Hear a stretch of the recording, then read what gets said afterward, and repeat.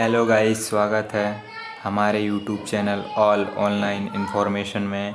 दोस्तों, आज हम आपको लेकर आए हैं LIC एजेंट परीक्षा के लिए कुछ mock test.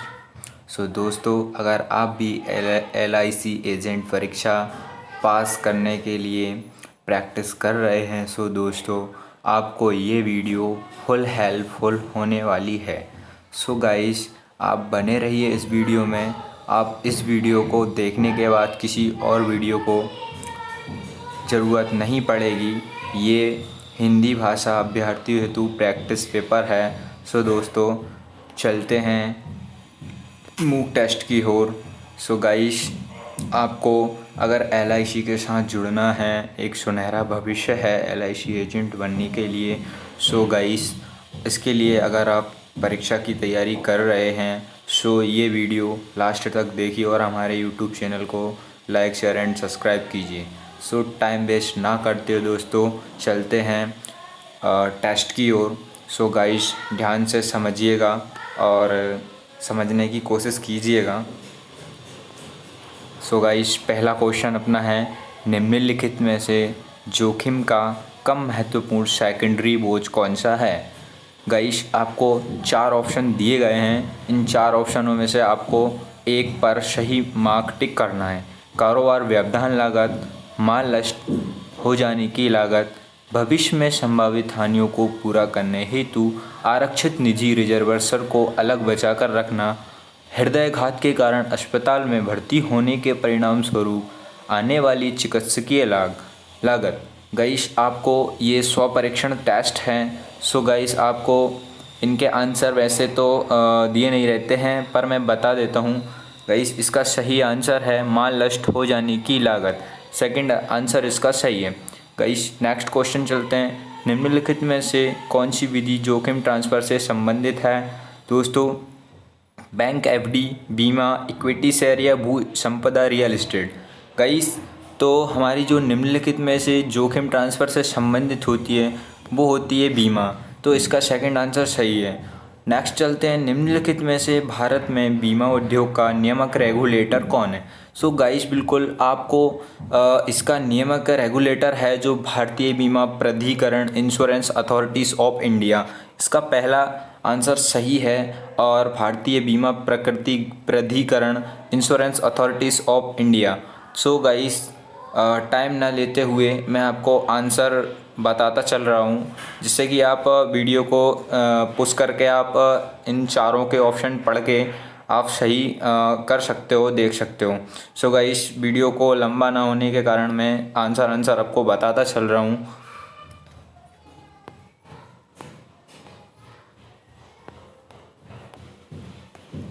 Guys, next question है, निम्नलिखित परिस्थितियों किसके लिए बीमा की आवश्यकता हो सकती है। गाइस, परिवार का एकमात्र कमाने वाला जिसकी असामयिक मृत्यु हो सकती है, या किसी व्यक्ति का बटुआ पर्स गुम हो सकता है, शेयर मूल्यों में बहुत तेज़ी से गिरावट आ सकती है, प्राकृतिक टूट फूट के कारण घर का मूल्य कम हो सकता है। गाइस, इसका सबसे पहला आंसर सही है, परिवार का एकमात्र कमाने वाला जिसकी असामयिक मृत्यु हो जाती है। भाई, नेक्स्ट क्वेश्चन है, निम्नलिखित में से कौन सी बीमा योजना सरकार द्वारा नहीं बल्कि बीमाकर्ता द्वारा प्रायोजित की जाती है।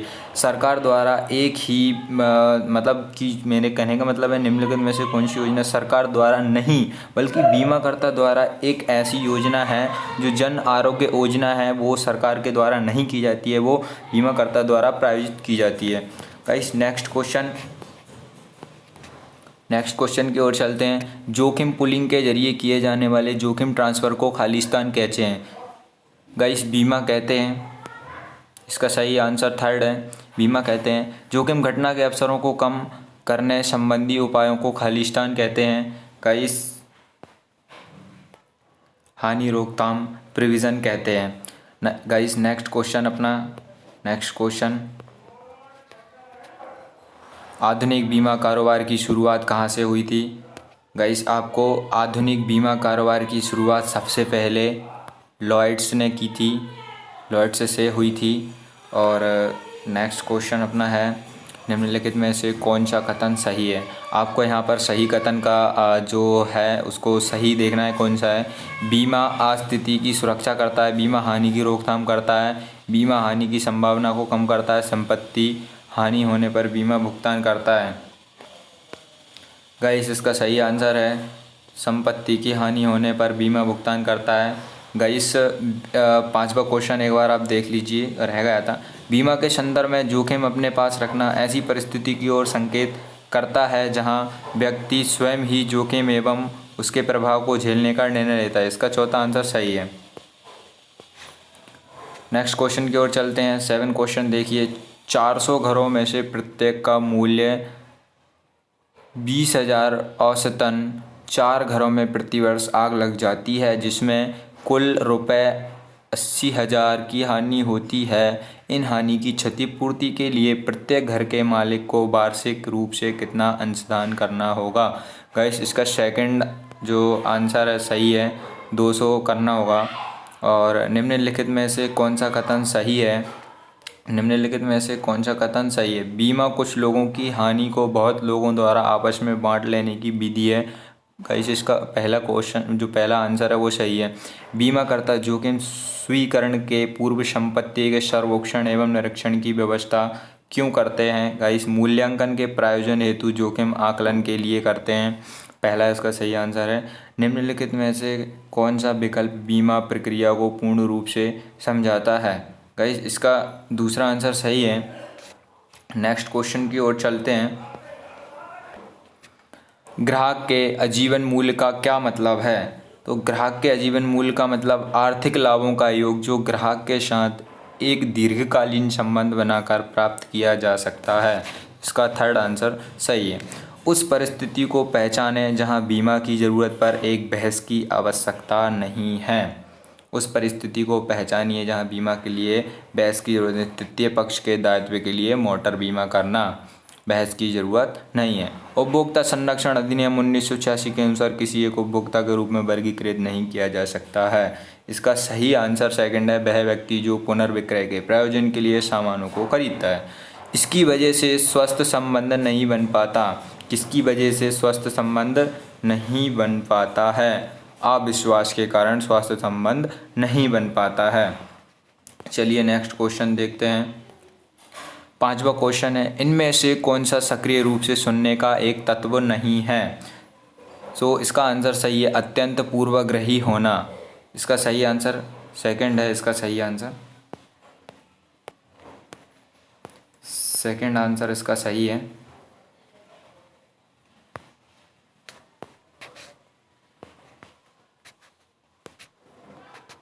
चलिए नेक्स्ट क्वेश्चन की ओर चलते हैं। इनमें से कौन नैतिक आचरण की विशेषता नहीं है। नैतिक आचरण की विशेषता इसका सही है तीसरा अपने हितों को ग्राहक के हितों में रखना। इसका सही आंसर है। नेक्स्ट क्वेश्चन की ओर चलते हैं। एक ठोस वस्तु नहीं है। एक ठोस वस्तु गाइस क्या है। एक ठोस वस्तु नहीं है मकान, बीमा, मोबाइल फ़ोन, एक जोड़ी जीन्स। गाइस इसका सही आंसर है बीमा। नेक्स्ट सेवा की गुणवत्ता का क्या सूचक है। चतुराई। भारत में बीमा अनिवार्य है। भारत में बीमा अनिवार्य मकानों के लिए अग्नि बीमा। नेक्स्ट बीमा धारक की बीमा लागत को कम करने के तरीकों में से एक है। इसका पुनर्बीमा है। नेक्स्ट क्वेश्चन की ओर चलते हैं। नेक्स्ट क्वेश्चन हमारा है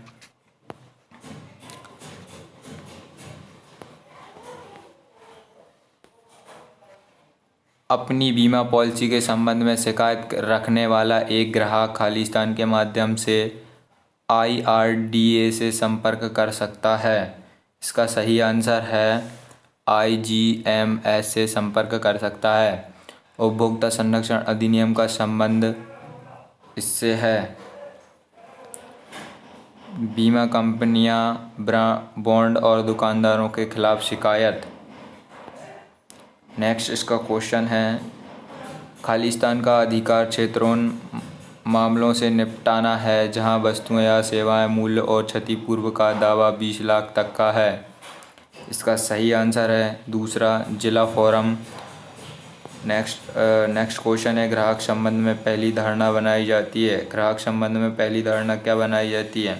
समय पर चलकर, रुचि दिखाकर और आत्मविश्वासी होकर। नेक्स्ट क्वेश्चन, सही कथन का चयन कीजिए। सही कथन का चयन करना है यहाँ पर, तो नैतिक आचरण एजेंट और बीमाकर्ता के बीच विश्वास बढ़ाने में मदद करता है। सक्रिय रूप से सुनने में शामिल है। 10वां क्वेश्चन, इसका सही आंसर है चौथा, वक्ता की ओर ध्यान देना, कभी कभी सिर हिलाना और मुस्कुराना और प्रतिक्रिया देना।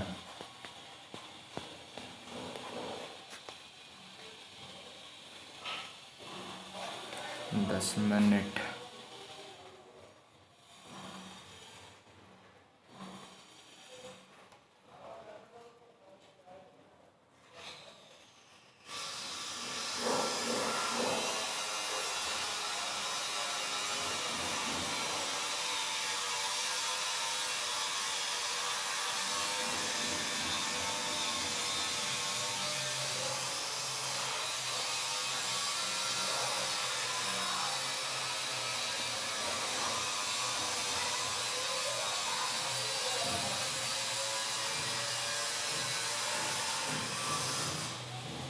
तीसरा, दूसरा, तीसरा।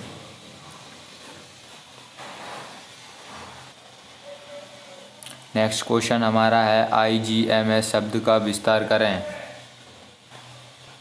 इसका सही आंसर है integrated grievance management system. Next question, इनमें से कौन सी उपभोक्ता शिकायत निवारण एजेंसी 20 लाख रुपए से 100 लाख रुपए तक के उपभोक्ता विवादों पर ध्यान देती है? इसका सही आंसर है राज्य आयोग, स्टेट कमीशन, जो ध्यान देती है। निम्नलिखित में से कौन सा विकल्प वैध उपभोक्ता शिकायत के लिए आधार नहीं बन सकता है? ग्राहक को अपनी श्रेणी में सबसे अच्छे उत्पाद की सलाह नहीं देने वाला दुकानदार। नेक्स्ट क्वेश्चन, इनमें से कौन सा बीमा पॉलिसी से संबंधित शिकायत दर्ज कराने के संबंध में ग्राहक के लिए सबसे उपयुक्त विकल्प होगा? सर्वोच्च न्यायालय। नेक्स्ट क्वेश्चन, इनमें से कौन सा कथन बीमा लोकपाल के क्षेत्राधिकार के संबंध में सही है? इसका सही आंसर है बीमा लोकपाल केवल निर्देशित क्षेत्रीय सीमाओं के भीतर काम करता है। नेक्स्ट क्वेश्चन, बीमा लोकपाल के पास शिकायत कैसे की जाएगी? इसका सही आंसर, शिकायत लिखित रूप में की जाएगी। 7 को, एक बीमा लोकपाल के संपर्क करने की समय सीमा क्या है? इसका सही आंसर, बीमा कंपनी द्वारा शिकायत की अस्वीकृति के 1 वर्ष के भीतर। नेक्स्ट क्वेश्चन, क्या लोकपाल के लिए शिकायत दर्ज कराने के लिए कोई फीस शुल्क भुगतान की आवश्यकता है? इसका सही आंसर है कोई भी फीस या भुगतान करने की आवश्यकता नहीं है। एक बार 8वां क्वेश्चन देख लीजिए। इनमें से कौन सी लोकपाल के पास शिकायत करने के लिए पूर्व आवश्यकता नहीं है? इसका सही आंसर है शिकायतकर्ता को लोकपाल से पहले उपभोक्ता फोरम से संपर्क करना चाहिए। 10वां क्वेश्चन, क्या निजी बीमा कंपनी के खिलाफ शिकायत दर्ज की जा सकती है? हाँ, निजी बीमा कंपनियों के खिलाफ शिकायत दर्ज की जा सकती है, बिल्कुल कर सकते हो। सो दोस्तों, आज के लिए इतना ही। बाकी का नेक्स्ट मूक टेस्ट में बताने वाले हैं। सो गाइस, हमारी वीडियो को लाइक, शेयर एंड सब्सक्राइब कीजिए। धन्यवाद दोस्तों।